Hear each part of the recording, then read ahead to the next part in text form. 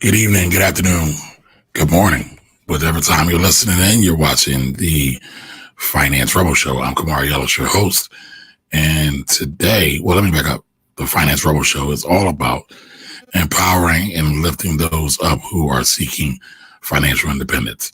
And so today, we're going to kind of talk about something that I call the tale of two different tax situations.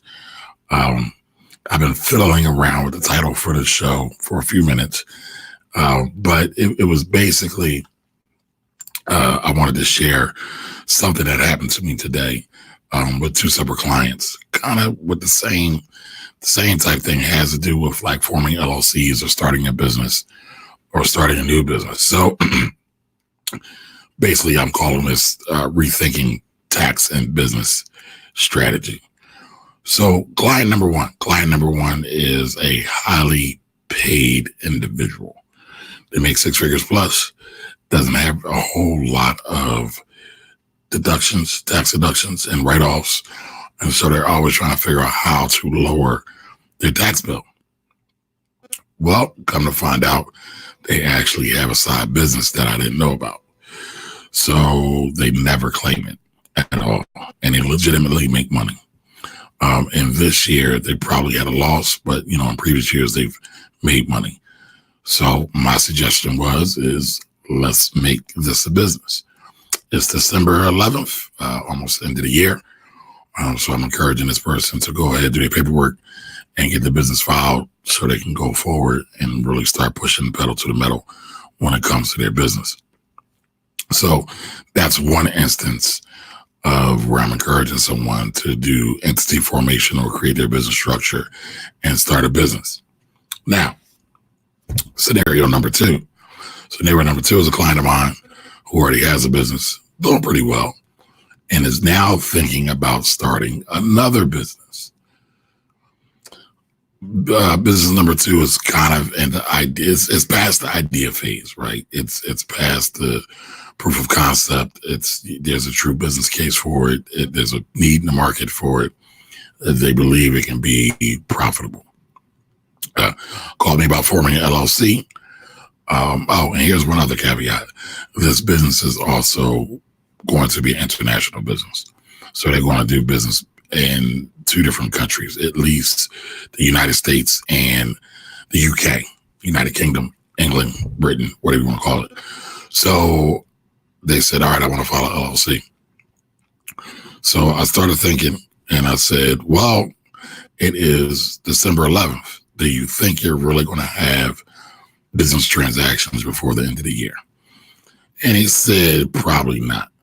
And I said, well, if you're not going to have business transactions by the end of the year, you should probably wait to file that, because if you do it now and you do an LLC and he has a partner, your tax return will be due March 15th.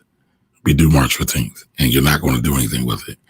So he said, you know what? Well, what should we do? I said, wait till the beginning of the year, of next year, 2020, anytime after January, so you can get yourself together. And then I also started to have a conversation about why just pick an LLC. Does it make sense to do an LLC? It might make sense to do an S corp, but scratch that. Can't do an S corp because the other potential partner or shareholder is in another country, is in the UK. So S corps don't allow for that. So I said you might want to do a C corp, but more than likely what we're going to need to do is sit down with a lawyer who has some international business experience. I don't, but we can sit down with a lawyer who has some international business experience, and we can start to put the pieces of the puzzle together. But number one, I tell people all the time, every situation is going to be different. There is no cookie cutter solution. There is no cookie cutter tax solution. There is no cookie cutter tax strategy. Here, I just explained to you two people who were looking to either form an LLC or a corporation, and I gave them two separate pieces of advice. Why? Situations are different. So, you have to think about that every time you do it. It drives me mad, and I try to pull my hair out what's left. I guess maybe I can start pulling my beard hair. But it drives me mad every time I see people throw out these blanket statements that, oh, you should form an LLC, or oh, you should form a corporation, or oh, you should do this or you should do that, without knowing anybody's tax situation. Everybody's going to be different. If you're a parent, you'll understand this. And if you have multiple children, each one of your child has different personalities. Each one of your children reacts to things differently. Each one of your children has different interests. Same thing for a business. They're all going to be different.